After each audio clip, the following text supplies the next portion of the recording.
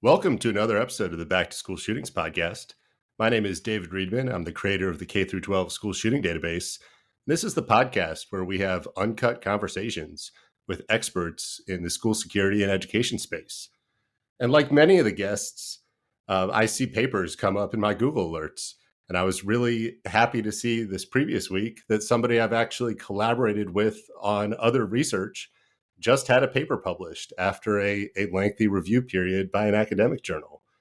So this new paper is Understanding Different Forms of Gun Violence in American Schools. And that's very applicable to this topic. So the guest today is Dr. Dan Hamlin.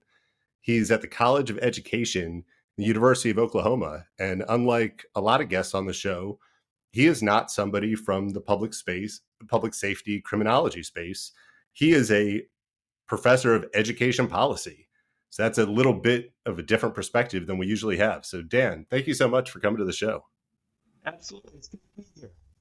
So before we get into your paper, which is looking at the different forms of gun violence through a pretty rigorous analysis of the K through 12 school shooting database data, just interested to first get into kind of who you are and how you ended up researching gun violence and safety in schools.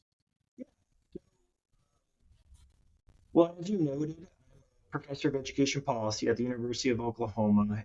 And in the work that I do, I look at a range of different education policies with a focus on what are the effects of different education policies on both tested and non-tested outcomes. And over the years, a pretty strong thread of research that I focus on deals with school safety. And so in looking at school safety policies over the years, obviously school gun violence is a big part of that. So that's largely what got me into this. And of course, the school security, the school safety industry, let's say, is a multi-billion-dollar industry. So if you're looking at anything education policy related, school safety and security is certainly a big policy issue in the education space. So those are some of the drivers behind why I've been interested in this work over the years. And then just really the horror and the tragedy of school gun violence, and the idea that really this should you'd never want to see anything like this ever happen in schools. And so that really drew me to it, to try to understand what kind of contributions, how might we pursue this topic to understand how to dramatically reduce school gun violence in schools. And so that those are all things that kind of brought me to this topic. What part of the country did you grow up in? Because a big part of your research on this and a prior article is about geographic impacts and population impacts. Like where are you from originally? Yeah, well, I lived a bit all over the place as a child, but mainly I grew up in Detroit, Michigan. So that's kind of where that's sort of my hometown, and I did my undergraduate degree at Michigan State University. So I'm most closely, I guess, closely aligned with all things Michigan when it comes to my hometown. And Michigan and especially Detroit and a lot of cities, there's a lot of discussion about gun violence. But as we've seen through looking at school shootings, there's something that spans every size community all over the country. Kind of being in Michigan, growing up in Michigan, what's your first memory of gun violence in schools, or was there anything that kind of impacted and changed your perception?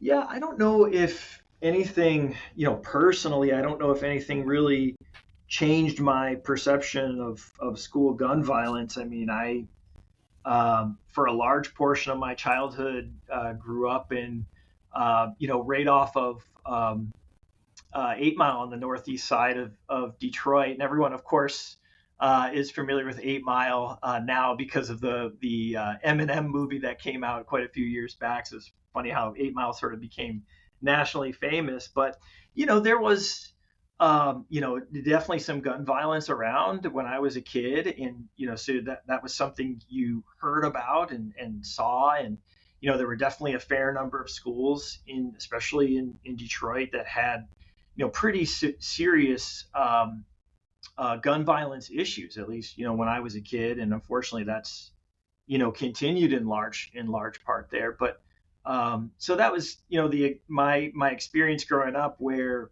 school safety issues, I guess, were on the forefront of lots of families' minds in the area where I grew up. So then from there, and kind of getting into this new paper you have, which really addresses a core topic that comes up with the school shooting database, with school shootings, with mass shootings, with active shooter. We have a lot of terms that don't actually have clear definitions behind them. What is a mass shooting? You could survey a bunch of people in law enforcement or a bunch of people in academia. They would all have different answers. The K through 12 school shooting database, I couldn't get really clear definitions or answers. So I just documented every instance of gunfire that I could find on school property.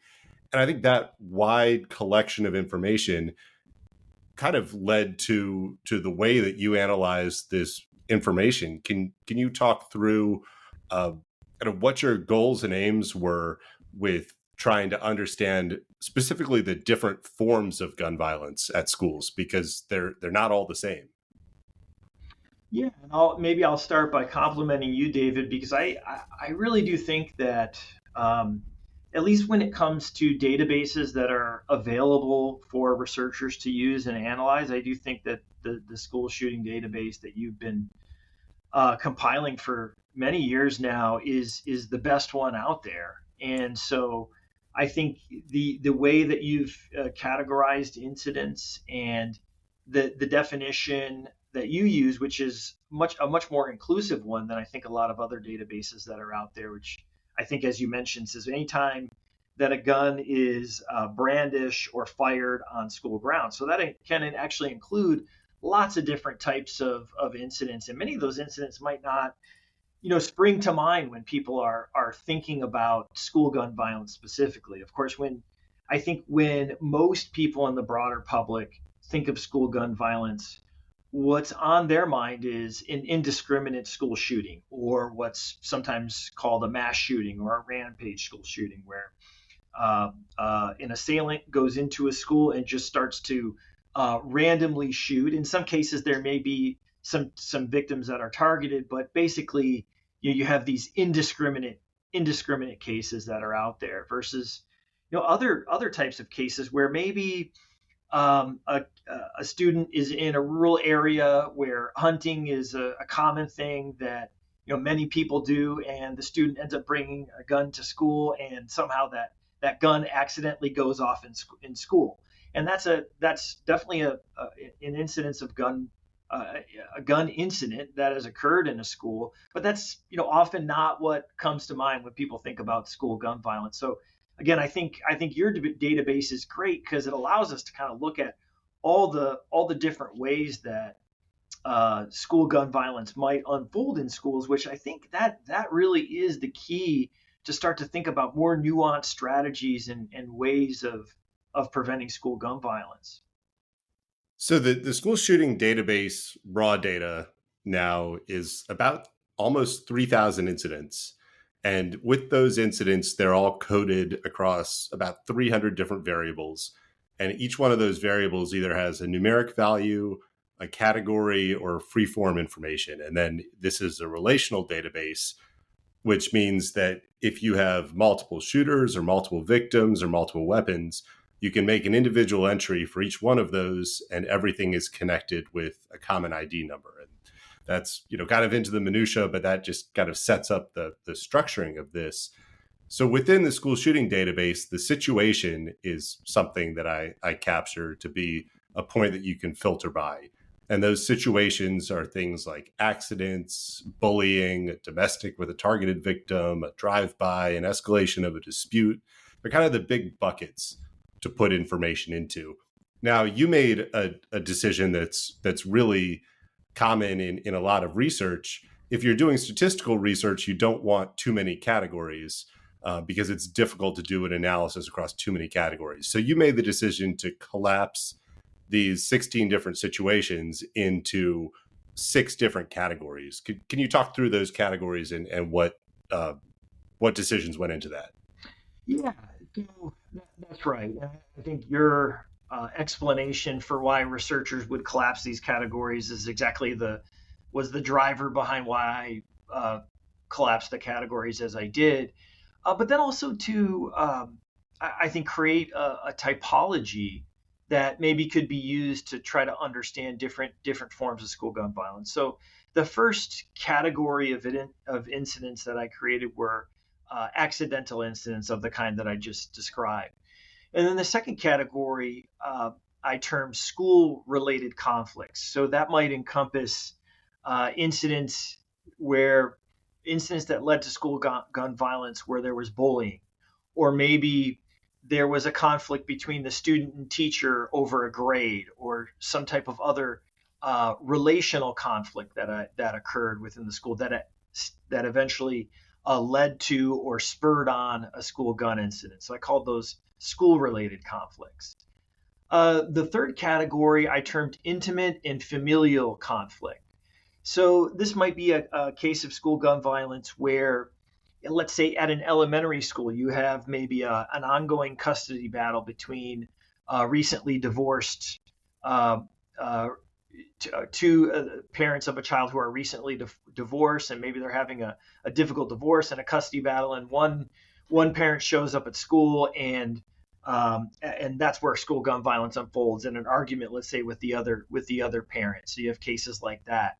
You might have a situation where there's a, a, a girl and a girlfriend or a boyfriend who are entangled in some kind of fight, and then that leads to school gun violence on school gun grounds. So I call these intimate and familial conflicts that led to school gun violence, and these I think are special cases because of just their nature being more personal. The nature of the relationship prior to the school gun violence, that you this might be spouses or girlfriend and boyfriend, or in some cases even brother and sister, where you had actual family members who would be in some kind of conflict, and that led to school gun violence. uh, And that's yeah. something that is often overlooked at schools because, say spouses have restraining orders against each other, but they both still have custody of the children. That can become a conflict point at either drop off or pickup, where both of the spouses know where the other one is and they know exactly what time the school begins and ends. But very few schools that have a formal threat assessment program would say obtain a list of all of the restraining orders or all of the split custody of kids at the school and take a look at those situations. So that's something that is actually one of the most common categories. It makes up almost 10% of the incidents that I've recorded, but it gets almost no attention at schools. Yeah, and you might say, well, why isn't that just a school conflict, a school related conflict?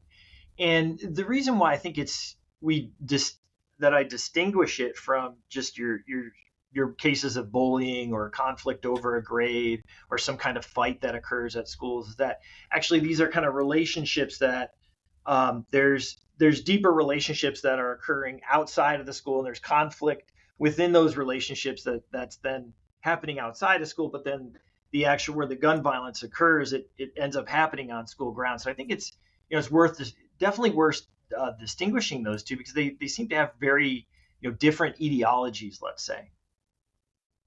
And so then your fourth category is criminal activity. Yeah, and so that's another large category of different types of incidents. So some good examples of these might include a case where there's maybe some type of drug offense that occurs, let's say a drug deal on school grounds that ends up boiling over into school gun violence. You might have certain types of gang activity that occurs on school grounds. So these are the types of cases that were categorized as criminal activity.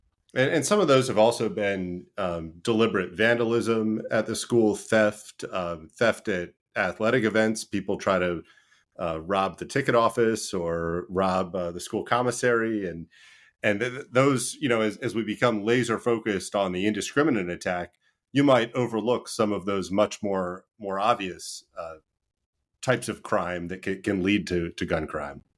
Yeah, I think that's right. It makes a lot of sense.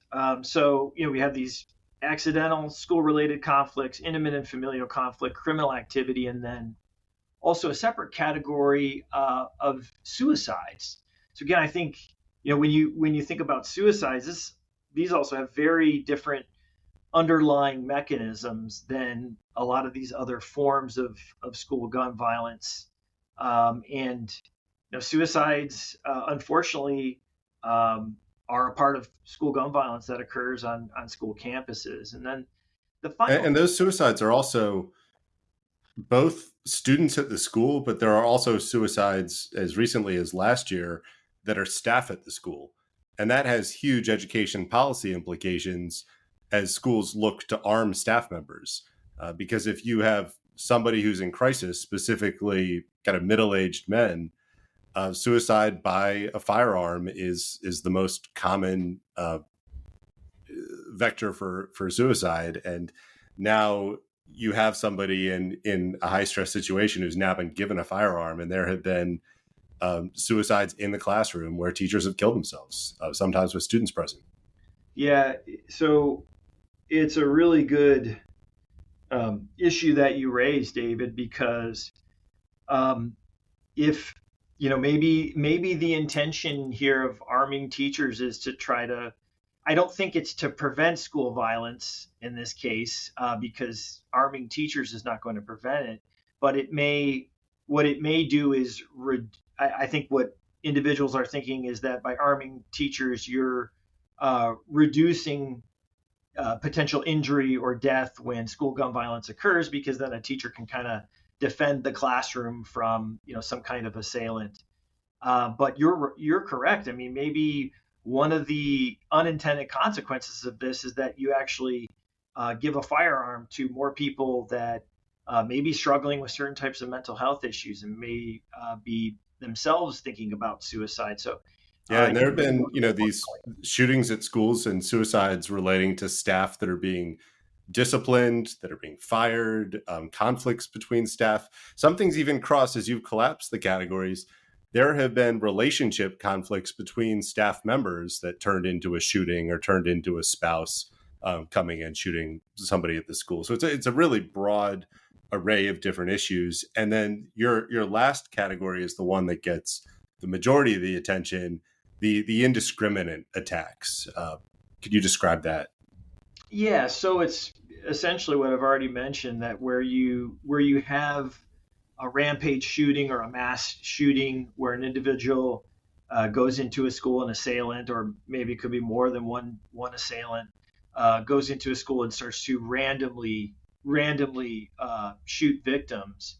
And I think it's worth talking a little bit, because your listener may be saying to themselves, well, indiscriminate shootings are often tied up with school-related conflicts like bullying, and that's, I think, that's correct. That there are a fair number of cases where an indiscriminate shooter has been bullied or was doing the bullying and had lots of different interpersonal relational challenges in school. But I think it's worth discriminating or distinguishing these specific types of shootings for a couple of different reasons. One, as you noted, they by far and away get the most attention.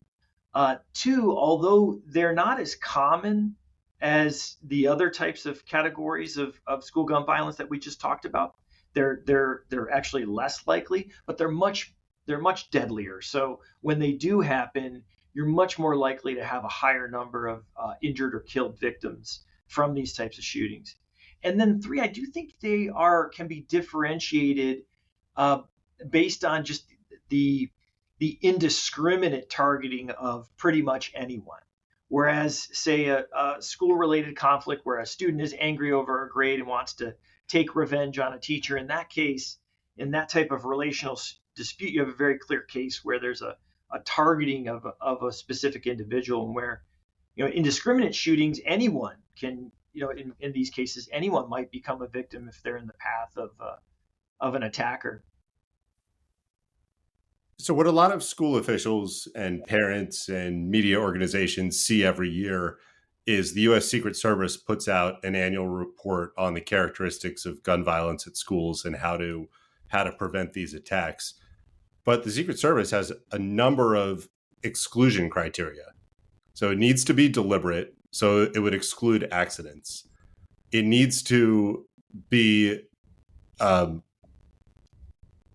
it needs to directly be targeting the campus. So some of your school related conflicts wouldn't fall into there. Domestic violence is an automatic disqualifier.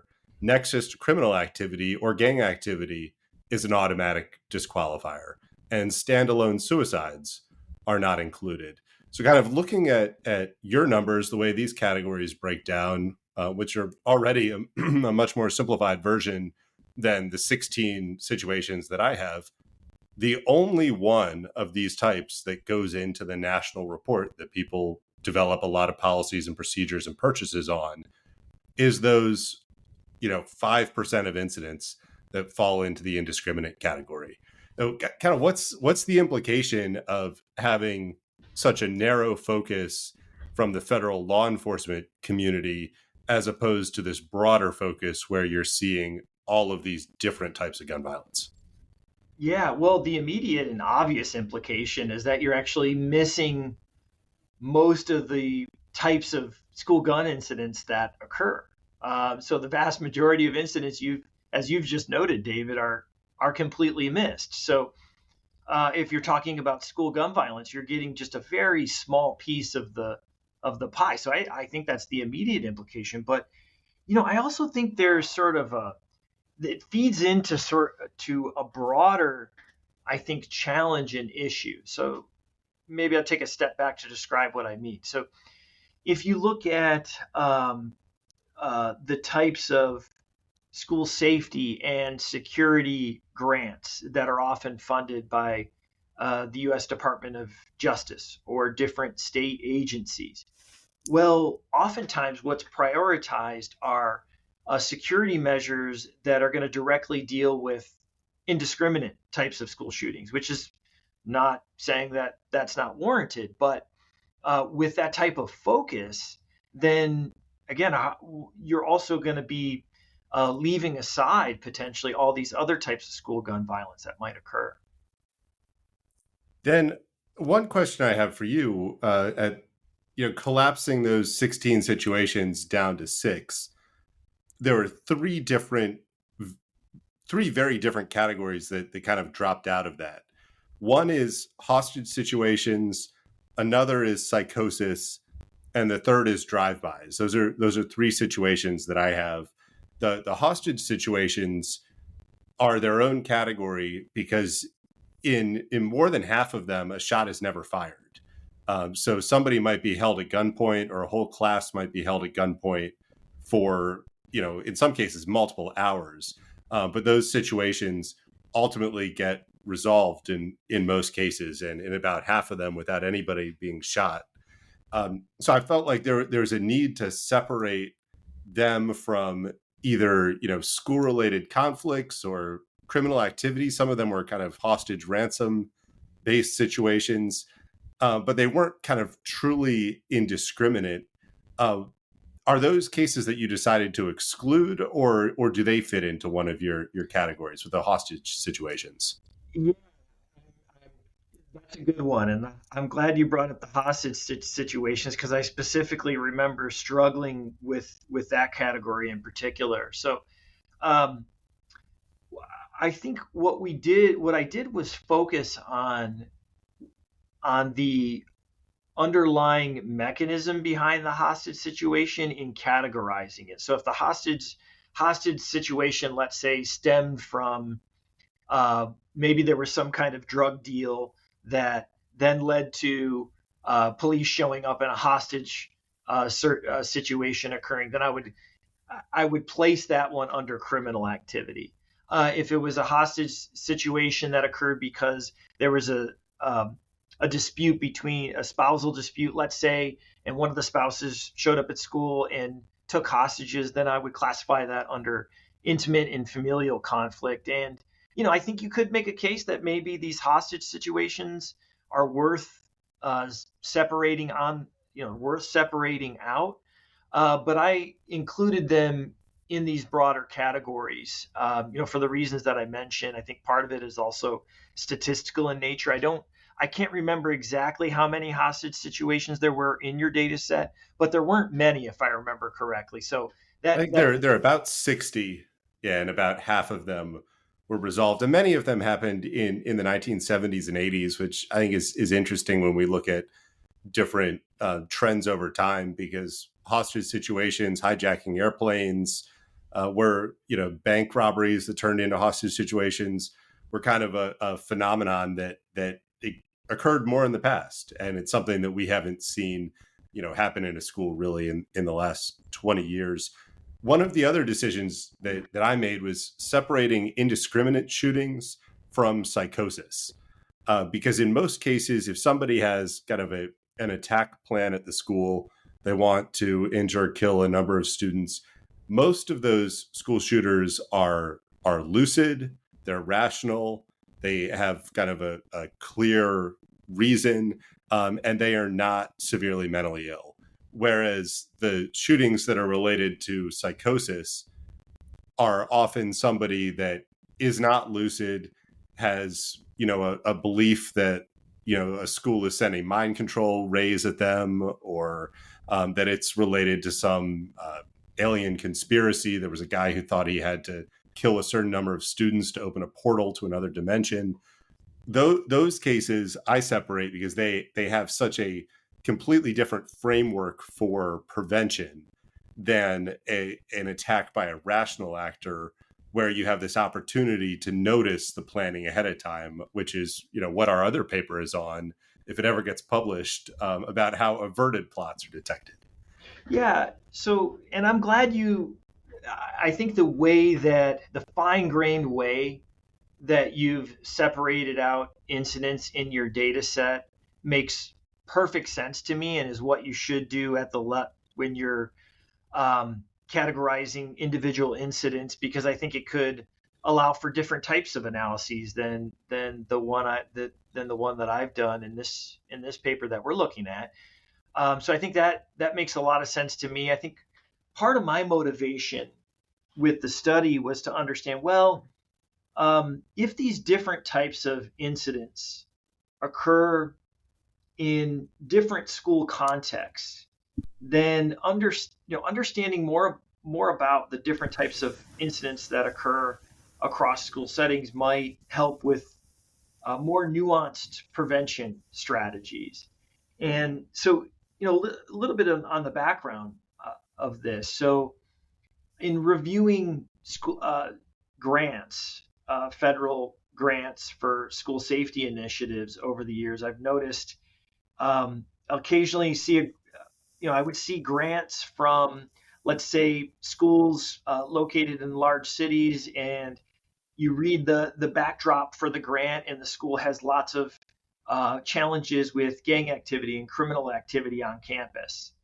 But then the grant that they'll apply for, focuses on bulletproof whiteboards and glass that can turn dark when there's an indiscriminate shooter on campus grounds. So they're applying for a grant that seems to be almost focused on dealing with an indiscriminate shooter, but then the actual school gun violence problem that they have on campus is more related to gang activity and criminal activity. So I thought, well, that seems to be a little bit of a mismatch there. And so I think the main impetus behind these broader categories, which may not be perfect, but I think it gives one a lens for kind of thinking about, well, when you look across different school settings, whether it's a large city or a rural area or a high school or an elementary school, where if you have a finite pie with finite resources and a finite amount of time to focus on school gun violence prevention, what would you definitely not want to miss in your school gun violence prevention strategy? So what I mean by that is, I'm not saying, hey, if you're a large urban school, don't ever think about indiscriminate school shootings. But what I am saying is, you want to you certainly don't want to miss focusing on school gun violence prevention that's directly tied in with dealing with criminal and gang activity. Yeah, so then I think that's a perfect segue into the variables that you analyzed for this paper. So you've got your 6 categories: the accidents, school conflicts, intimate conflicts, criminal activity, suicides, and indiscriminate. And across there, you have kind of some groups of like variables. So there's variables around school level, whether it's high, middle, or other, a local poverty track, but also a state level poverty rating, the community size, whether it's a city or a suburb, regionally, whether it's in the Midwest, Northeast, West, and then by decades. Also looking to see if there's some differences in the 1980s, 1990s, or 2000s. What did you see as some interesting differences that stood out when you analyzed those 6 categories against those variables? Yeah, so I think there's a few things that really stood out. Maybe I'll start by kind of reiterating what you mentioned when we were talking about the categories, that the most common form of school gun violence are the school related conflicts. So that's the first, I think, finding. And probably, even though I was trying to understand different contextual factors associated with different forms of school gun violence, it's worth noting that the most common form were school related conflicts. But then, looking across school settings, I think it's interesting to point out that the indiscriminate types of school shootings much less likely to occur in large cities, in mid-sized cities, in small cities, and even suburbs, much more likely to be a rural small town phenomenon. And I think that fits with a lot of the anecdotal works that have been out there in the scholarly and also non-scholarly literature. Yeah, the 4 planned attacks at schools this year have all been in extremely rural areas. At the start of the year in Perry, Iowa. After that, in Mount Horeb, Wisconsin, Appalachia, Georgia, very, very small community. And then most recently at the Seventh-day Adventist School in Northern California, where that's a school of only 33 students. So all 4 of those planned attacks this year fit that finding exactly. Yeah, and it's not that, again, it's not that an indiscriminate shooting can't occur in a large city. It's just that the likelihood is much higher in these small town rural areas. And then I think, as many of your listeners might imagine, incidents related to criminal activity are much more likely to occur. So gang activity, a drug offense of some kind, much more likely to occur in a large city or a mid-sized city and even a suburb than in a rural or small town area. So even schools that are located in suburbs are much more likely to have these types of school gun violence incidents than schools located in small town and rural areas. So I think that's an interesting point. Another worthwhile finding that's worth noting is that incidents related to intimate and familial conflicts are much less likely to occur at high schools and middle schools. They're far more likely to occur at elementary schools, which I think makes sense when you start to think through the types of intimate and familial conflicts that lead to school gun violence, right? There's a custody dispute that's much more likely to happen when the child is younger. So it's not terribly surprising that these are the types of incidents that are more likely at elementary schools than they are. Right. And parents, need to go pick up the kids from an elementary school where once they're middle or high school age, they may be taking a bus home, they may be walking home. So there's a lot of more direct parent involvement there at the elementary school. Yeah, exactly. So in that sense, it makes sense. It sort of passes the sniff test, if you will. But I think what by at least demonstrating this empirically, maybe it helps school leaders and policy makers to kind of think about these things a little bit more concretely when thinking about school gun violence prevention. Another interesting finding, and I think this is easily anticipated, but maybe not. So David, you let me know what you think, but suicides much more likely to occur at the high school level than they are at the elementary school level. So, which I don't think is terribly surprising at all.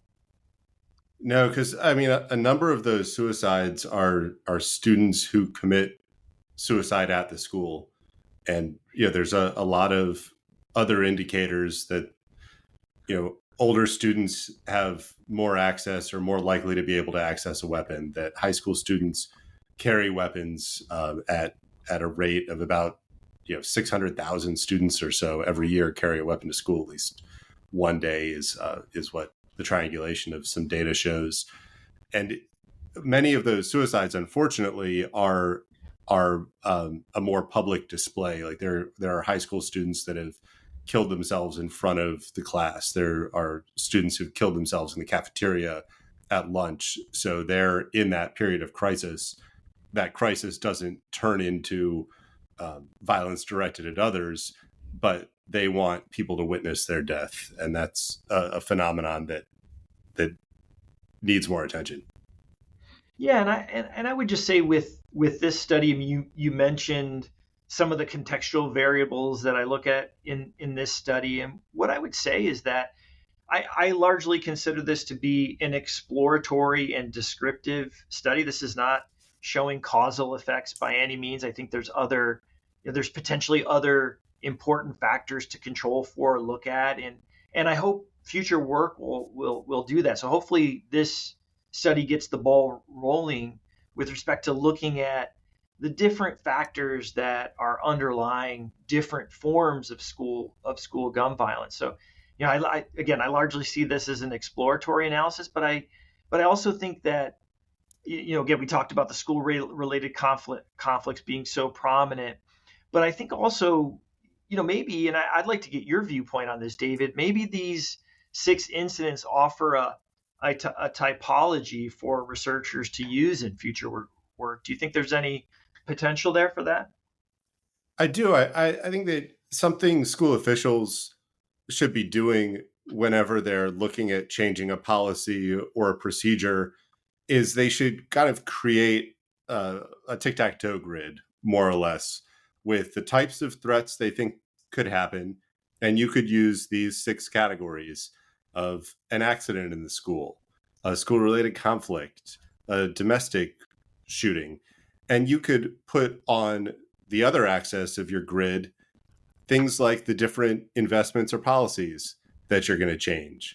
The lockdown, the ballistic chalkboard, the weapons detector. And from there, would that have an impact on any of these incidents? Because, there's a lot of focus on the indiscriminate.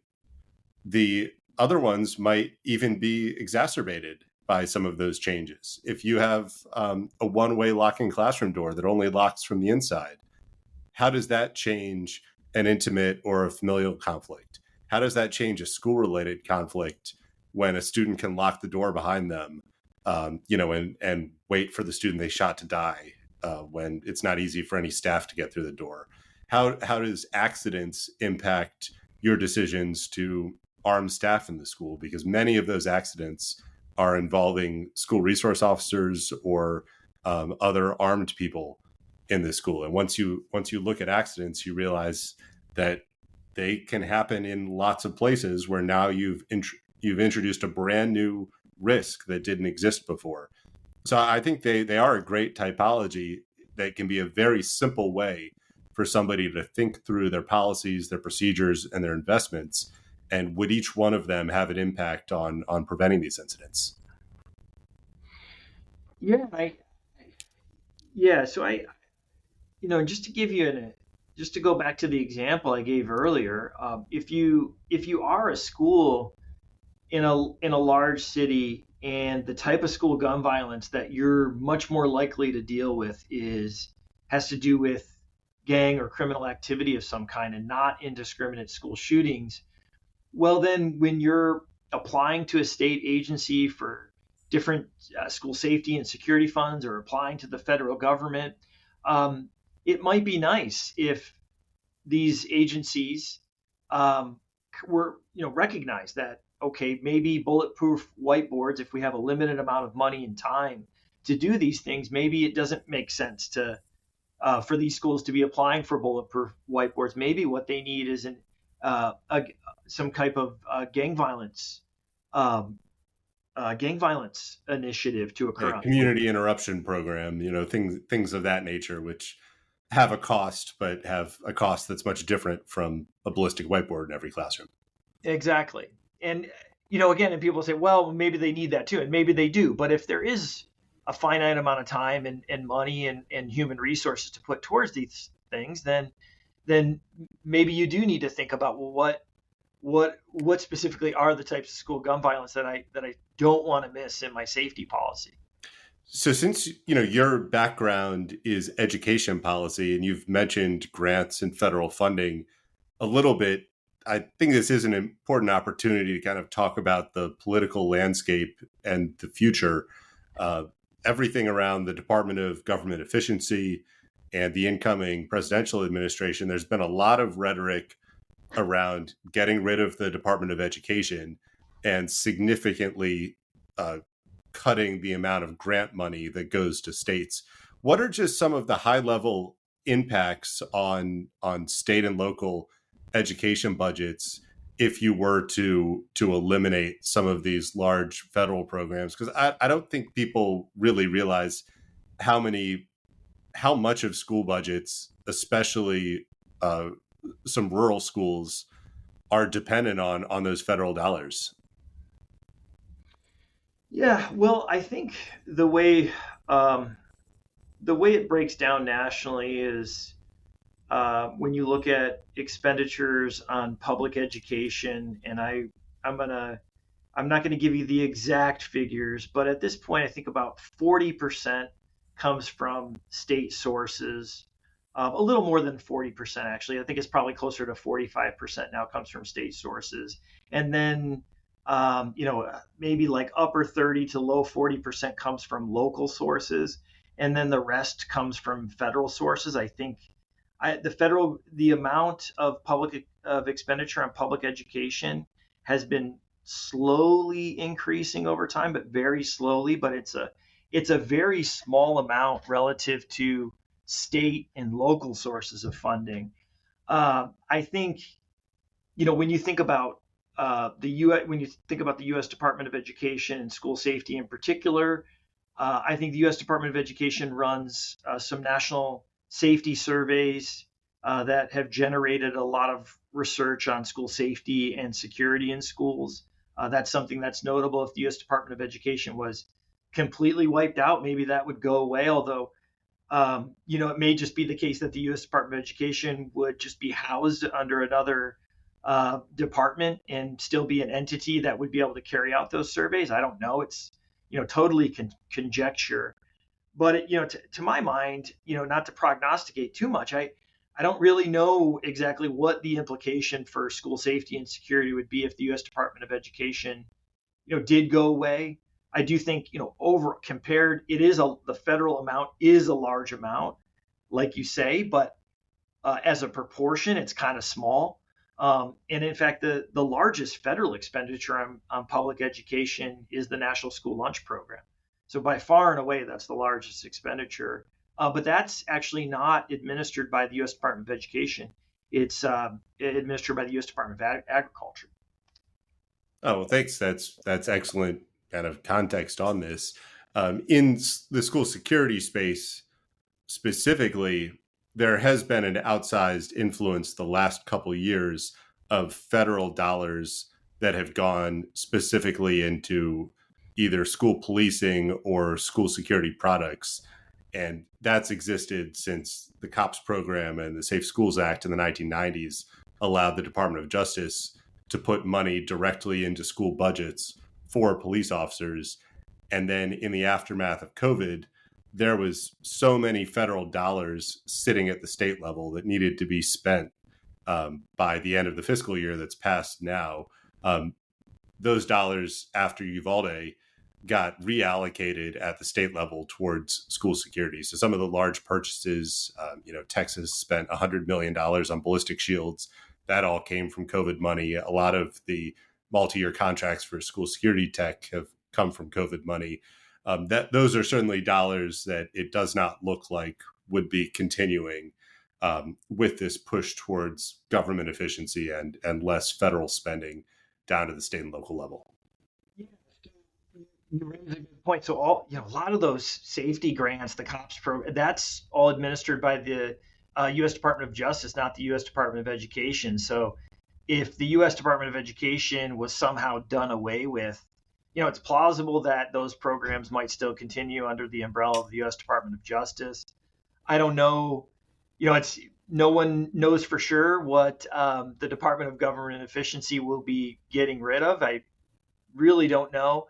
Another issue too is, that's worth talking about here with all of this is, if you are, let's say, heading up DOGE and you're trying to understand, well, what's the effectiveness of these security security and safety grants that have been administered over many years now. And I think in a lot of cases we don't actually know how effective these programs have been. There's not a lot of rigorous analyses of a lot of these security measures, and I guess you and I as researchers can take some of the blame, and maybe we need to do a stronger causal analyses going forward to figure out to what extent have these programs truly been effective. But a lot of times the identification strategy is really, really hard. Does a metal detector reduce school gun violence? We have no idea, I would say. And there have been a couple of causal studies of metal detectors that look broadly at safety outcomes, perceptions of safety. But school gun violence is virtually impossible to test that with a causal study because they're just actually so rare in statistical terms. And and part of that is because I think people don't understand how much effort it would take to collect data, to collect crime data.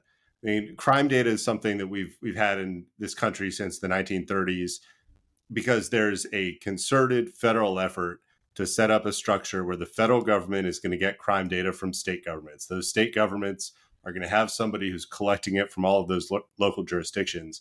And even with that, we think that there's a huge amount of missing data. There's a huge amount of error, but that's been kind of our biggest local to state to federal data collection over the last century. Within schools, say you wanted to find out how many guns are seized by metal detectors every year versus students that are arrested inside the school with a gun versus a threat that happened in the school with a gun. To make that happen, you would need to have a federal agency that's funded to collect that national level data. They would need to have counterparts at every state level who are collecting that information with the same structure and methodology. And then in every one of those states, there would need to be someone in every school district who's tasked with collecting that information from every school. And so I think a lot of the reason we don't have any efficacy in knowing whether these technologies or solutions or different school security strategies are effective, because we just have never created a structure to get any sort of baseline information. And it doesn't have to just be schools. It could be fights. Do you have more or less fights if there are 4 police officers on campus versus 1? Those seem like questions we should be able to answer, but there's never been the structure of data governance and information collection to get what we need to actually do that research. I think you're right. I also think that what you described is not easy. Just from the standpoint of reporting alone, right? Schools are going to be very disincentivized to report lots of fights, right? They don't want to shine the light on themselves in that sort of way and decrease confidence. So I think you have all kinds of underreporting or different types of reporting biases that are going to be part of those self-report systems. So I think there's some challenges there, but even from the standpoint of trying to understand what works, I mean, that's really the challenge, because if you really want to know if some of these things work, you need some larger randomized control trials to be done. And I think that's one place maybe where the investment could be done and hasn't been done enough yet. I mean, look at things like threat assessment, for example. So threat assessment has grown so fast in recent years, and maybe it reduces school gun violence, but I just don't think we know. I mean, because it'd be very. I mean, we could have some kind of randomized control trial and then look and see, if that if having a threat assessment team results in lower rates of school gun violence, that might be a way to do it. But then you're still left with the challenge of school gun violence being so rare that maybe Yeah. you won't find anything. So it's just really, really difficult. Yeah, the threat assessment piece is fascinating, and there are also all of these unintended impacts, and certainly there's a lot of evidence around the unintended impacts of school policing on minority students. I saw some data from Texas in September with the number of arrests for students who made school shooting threats, and 50% of the students arrested were Black students. Looking at, there have been about 200 planned attacks that have taken place at schools, and 6 of them have been committed by Black students. So of all the school shootings over a 60-year period, 3% of them are Black, yet 50% of the students arrested for school shooting threats in the first month of this school year were Black. It seems like there are some pretty big imbalances with the ways that the systems are aligning to kind of the broader profiles of these threats. So for the last question here, what is the takeaway if a school administrator, if a police chief, is listening to this podcast? What is your recommendation based on this paper and your research that they should be thinking about as they're planning their budget, planning their strategy, planning their procedures and policies for the next school year? Yeah. So I would say the most important takeaway from this paper that we spent a lot of time discussing is, okay, so schools are spending billions of dollars on visible security measures to prevent school gun violence. And the most common type of school gun incident, almost half of the 1,200 incidents that I observed from your data set, David, stemmed from school-related conflicts. So interpersonal relationships at the school level, which arguably visible security measures don't really address. So, if I were talking to a school leader who is interested in developing a high-quality school gun violence policy, a big part of that, I think, would be to focus on, these gaps that pertain to relationships in the school community. So student to student relationships, student to teacher, student to administrator, administrator to teacher. I think it's those relationships that really seem to matter, and where almost half of school gun violence stems from. So that would be my major takeaway. And I could also, although we have not published it yet, I would also note that that's a major finding from our research, David, on averted school shootings, that actually when in the cases when a planned attack comes to light and authorities or teachers or students are able to, or someone at the school is able to take action to stop a potential incident on school grounds, it's because of relationships on the ground.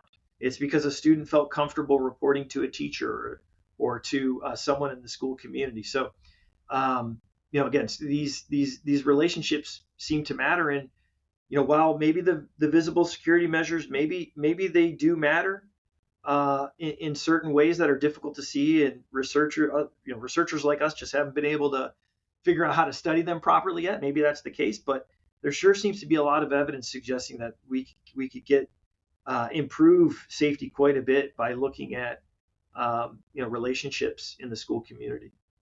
Yeah, I completely agree. And to echo what you said about the unpublished paper that we mentioned a couple times, we looked at 125 averted school shootings where there was clear kind of capability and intent and planning to commit violence. And we found that about 80% of those were averted based on relationships, based on a student saying something to a teacher or parent.